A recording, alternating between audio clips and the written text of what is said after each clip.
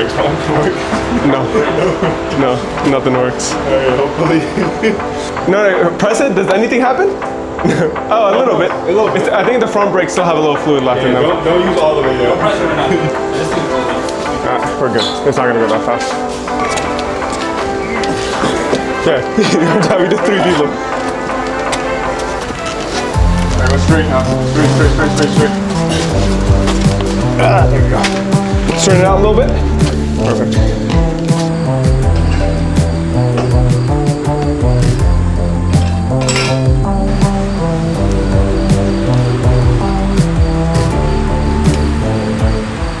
What is up, YouTube? Welcome back to another video. So as you guys can see, we finally got this car turned around and we're gonna start working on the front side of this car. In the last video you guys saw, we finally buttoned up the rear. We got the entire car back on the ground. It was rolling, everything seemed to be okay.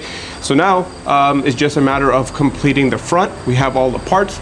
So let's just go ahead and jump right into it. And after we're done this, everything on this car will be brand new. High level, this is everything that we have for the front end of the car. As you can see, it's a lot, but we got our new MTS Technic coilovers for the fronts. These do need to be welded on.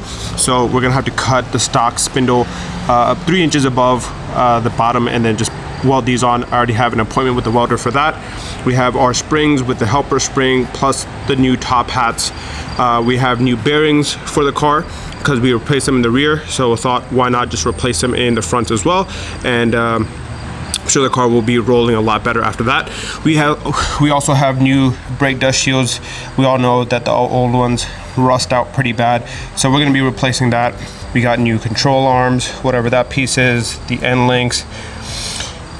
We got our engine mount bushings to match the 85A ones we have on the transmission currently on the car, so everything should be the same poly bushing with the rear diff and everything else. We also have our new lollipops with that new bushing in there, and then we also have our new, I think this is a 24 millimeter sway bar. I think the front one is a little beefier actually, so I think the rear is 18 or 19. This is going to be a 23 or 24, something like that. But yeah, we got that from White Line since the rear one was White Line. And there are a few other things that I'm missing that we are also going to be installing, like new brake calipers on the front because we did the rears, and then obviously we have our new brake lines.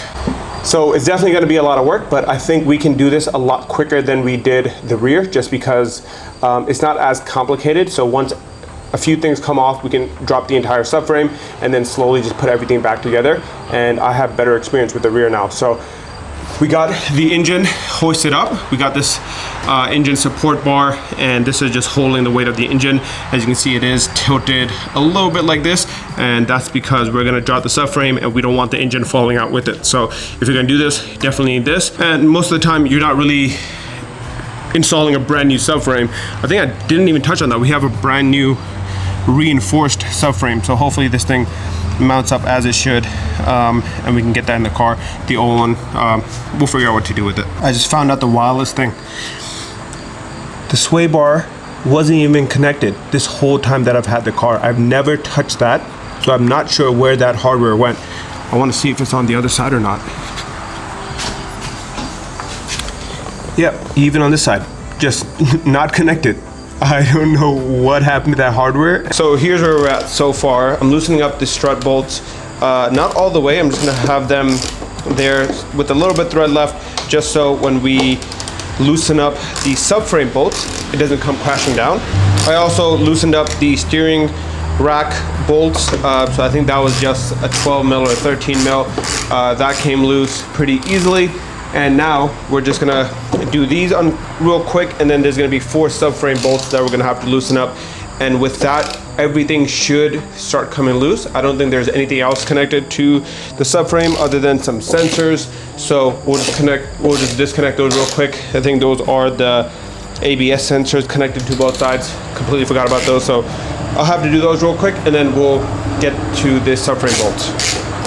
So, little update, we got a good amount of progress done.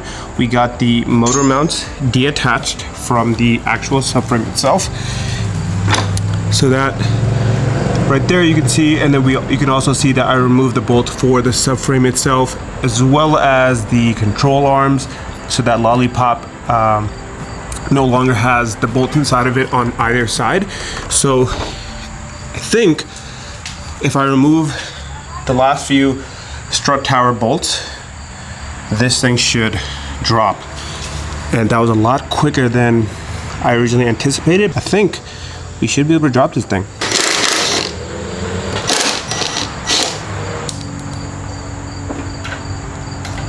Yep, now it's definitely the steering column that's stuck on there.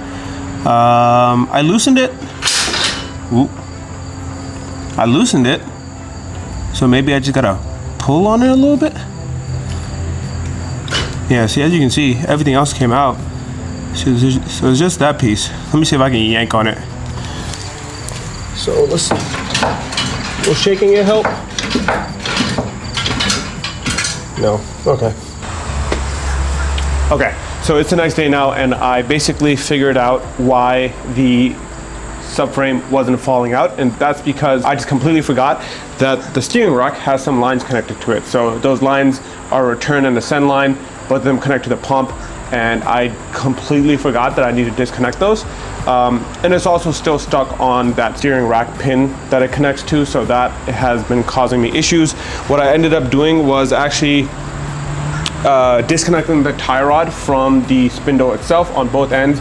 So now I'm just gonna drop the front subframe, leave the steering rack, or disconnect the steering rack from the subframe, and then I'll disconnect that after the fact because we don't really need that right now. The main thing that I need is the front subframe and the spindle out so we can send that off to get the new coilovers wadded on.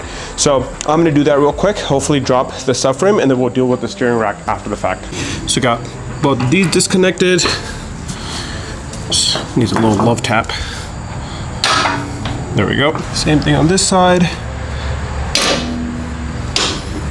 And we are set. So now, just two more bolts right on top of the steering rack that I need to disconnect.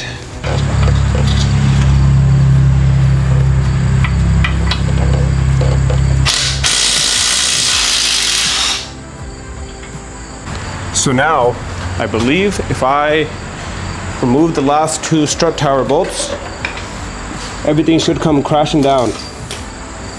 Now, hopefully it doesn't come crashing down, but you get the point.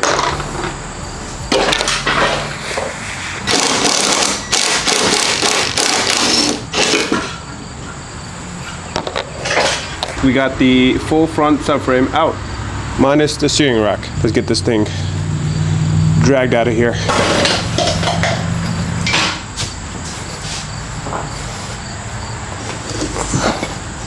Okay, so this is the new pile of parts, and then this is all of the old stuff. So as you can see, we have our springs here. These are, I'm pretty sure, some eBay or Raceland springs. These things roll like a piece of crap, so I'm glad we're getting this thing off. And then luckily our actual tube for the strut isn't too bad. We're gonna have to cut most of that off anyway. But as you can see, the subframe was in really bad condition.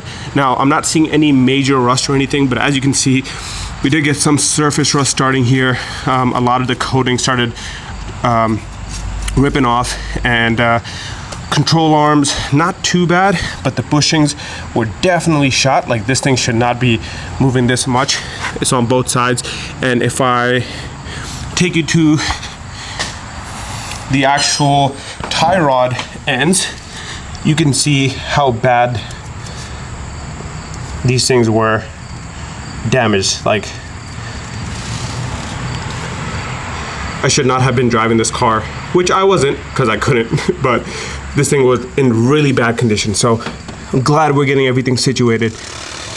So in terms of what's new, we're gonna have new coilover, new springs, new top hats, new subframe, reinforced subframe, which is that thing right there, new control arms, and new bearings, new dust shields. Pretty much everything is brand new. Even we're gonna have new bolts to go in here, new dust caps to go on top of this. This is all gonna get powder coated, so it's gonna look a lot newer. What else? Am I missing anything? I think that pretty much covers all of it. And then in terms of just this steering rack, we just have this one line as well as this one right here to remove. So once we get those removed, this thing should fall out. And the last thing is just opening up this gap. This is the spindle. I'm not sure what you actually call it, but this is what you kind of, this piece clamps onto the rod that comes out of this steering column or steering rack. So we just kind of have to separate these. I have the crowbar right here, but I did see someone else use another method, which I'm gonna try here in a second. We got both of those loosened up. I'm just waiting for it to finish leaking, so that way we can remove the bolts entirely. But yeah, it was a 22 and a 19, if you're wondering for yourself. And they're right up there. Rather than spending too much time on that, we just need to start disassembling this entire strut, both of them actually, get it separated, because this we actually need to drop off at the welder tomorrow. So we're gonna go ahead and chop these off, and you guys will see that here shortly to get the new coilovers on. Obviously first we need to get all this stupid eBay rings off, but let me go ahead and do that real quick.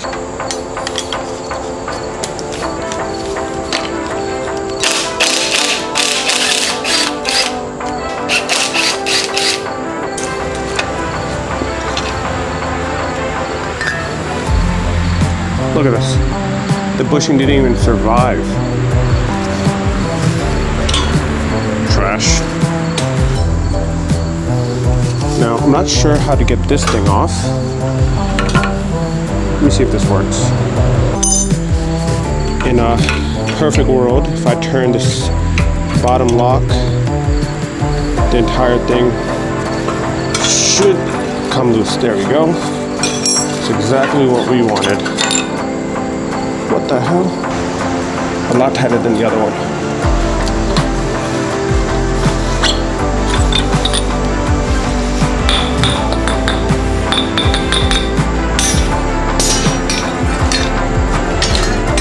Okay, come on. Oh wait, this one actually, what the hell? This, the whole thing came off. So now, let's see.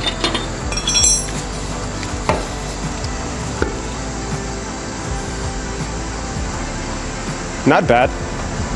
Definitely not good.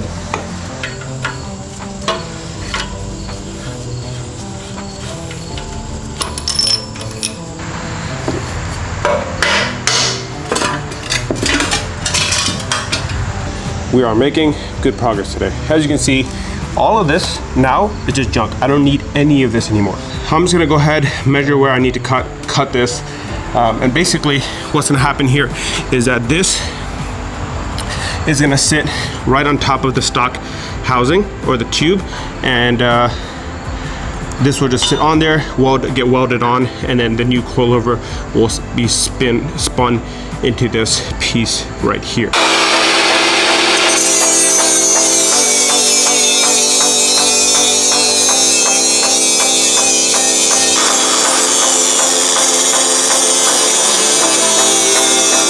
So it's the next day now. We're in the rental. So we got the parts in the car, and now we're just gonna go ahead and drop them off at the welder. He'll probably take the rest of the week. So I'm not really sure when we're gonna get them back, but we are ahead of schedule, technically.